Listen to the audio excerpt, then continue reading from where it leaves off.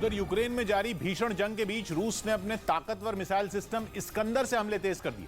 असल में Iskander missile को साल 2006 में रूसी सेना के बेड़े में शामिल किया गया था और इसी मिसाइल से जेलेंस्की की सेना को फिर निशाना बनाया गया।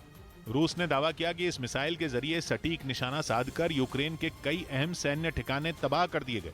इस हमले से पहले रूसी सेना के जवान इस्कंदर मिसाइल सिस्टम को सही पोजीशन पर लाते दिखे। फिर वो एक खाली मैदान में पहुंचे जहां उन्होंने सबसे पहले हमले से जुड़ी सभी तैयारियों को परखा। इसके बाद जैसे ही रूसी सैनिक ने बटन दबाया, मिसाइल हमले के लिए तैयार हो गई।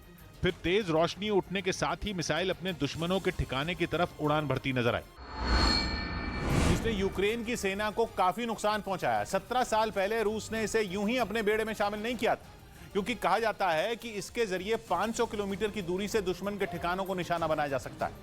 इतना ही नहीं, यह मिसाइल करीब 700 किलो विस्फोटक लेकर उड़ान भर सकती है, जो किसी भी बड़ी इमारत और सैन्य ठिकाने को तबाह करने के लिए काफी है। और जरूरत पड़ने पर इस मिसाइल के जरिए परमाणु हथियार भी लॉन्च किए जा सकते हैं। इस बीच पुतिन की फौज ने दावा किया कि उसने यूक्रेन की सेना को हवाई हमले में भारी नुकसान पहुंचाया। इस हमले से जुड़ा एक वीडियो भी सामने आया, जिसमें एक फैक्ट्री के पास सड़क पर बख्तरबंद गाड़ी खड़ी दिखी। सब कुछ ठीक चल रहा था, तभी आसमान से एक बम गिरा और गाड़ी के परखचे उड़ गए। विस्फोट इतना जोरदार था कि देखते ही देखते चारों तरफ धुएं का गुबार छा गया। रूस ने दावा किया कि उसके हमले में न सिर्फ यूक्रेन की बख्तरबंद गाड़ी तबाह हुई, बल्कि उसमें बैठे सैनिक की भी मौत हो गई। रूस की सेना ने जिस जगह बम गिराया उसी के ठीक बगल में एक फैक्ट्री भी दिखाई दी। बताया गया कि यूक्रेन के सैनिक यहां से छिपकर रूसी फौज पर हमले कर रहे थे।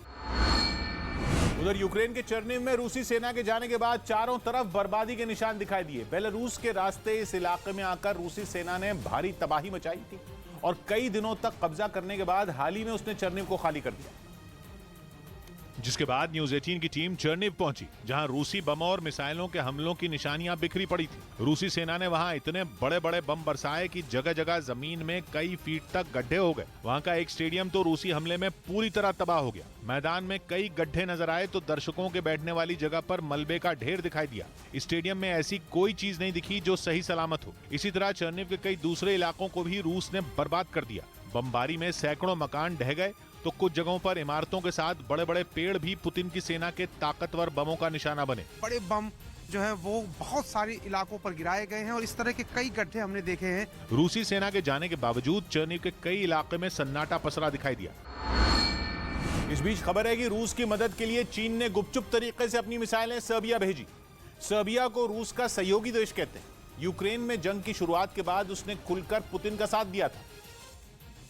और अब खबर आई कि चीन सर्बिया के रास्ते रूस की मदद कर रहा है। कहा जा रहा है कि ट्विटर पर शेयर किया गया ये वीडियो इसका सबूत है, क्योंकि इसमें आसमान में चीन का Y-20 विमान उड़ता दिखा और दावा किया गया कि चीन का ये विमान सर्बिया पहुंचा, जिसके जरिए चीन ने खतरनाक HQ-22 मिसाइलें भेजी। मतलब ये कि शी ने सर्बिया के जरिए पुतिन को मदद भेजी, क्योंकि ये सबको पता है कि सर्बिया रूस का दोस्त है। और कहा जा रहा है कि चीन ने जैसे ही देखा कि पश्चिमी देशों का ध्यान यूक्रेन पर है, उसने मौके का फायदा उठाया और सर्बिया से गुपचुप डील कर दी। कहा जा रहा है ट्विटर पर इसी डील की हकीकत सामने आई। वहां Y-20 विमान की एक दो नहीं बल्कि कई तस्वीरें शेयर की गईं और दावा किया गया कि चीन ने 6 विमान सर्बिया भेजे, जो अपने साथ HQ-22 मिसाइलें लेकर पहुंचे। अमेरिकी वेबसाइट द डाइव की रिपोर्ट में 6 Y-20 विमान रात को तुर्की के हवाई इलाके से जाते हुए दिखाई दिए। दावा किया गया इस्तांबुल के ऊपर से गुजरकर ये विमान सर्बिया की राजधानी बेलग्रेड पहुंचे और वहां एयरपोर्ट पर उतरे। ये बात इसलिए और बड़ी हो जाती है क्योंकि ऐसा शायद ही कभी हुआ हो कि 6 Y-20 एक साथ उड़े और एक साथ सर्बिया पहुंचे, जिससे यह भी साबित हुआ कि पिछले कुछ सालों में चीन ने अपना ट्रांसपोर्ट सिस्टम जमीन से आसमान तक पहुंचा दिया है। यही नहीं, यूरोप के देशों के लिए भी ये खतरे की घंटी है, क्योंकि यूरोप के ज्यादातर देशों को पुतिन फूटी आंख नहीं सुहाते और शी और पुतिन की दोस्ती रोजाना पक्की होती जा रही है। सर्बिया का तो दोनों देशों से रिश्ता है और इसीलिए चीन के विमानों के सर्बिया में लैंड करते ही बातें बननी शुरू हो गईं। हालांकि इस बारे में चीन ने जो बयान दिया उसमें उसने ये बात नहीं मानी।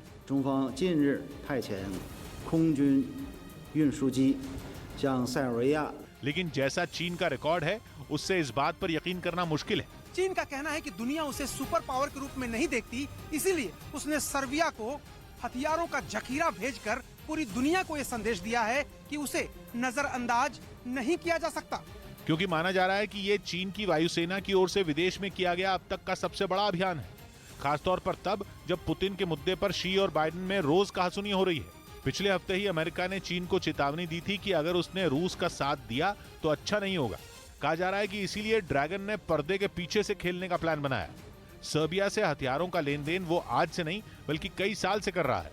माना जा रहा है कि उसने उसी लेन देन की आड़ में वहां HQ-22 मिसाइलें भेजी।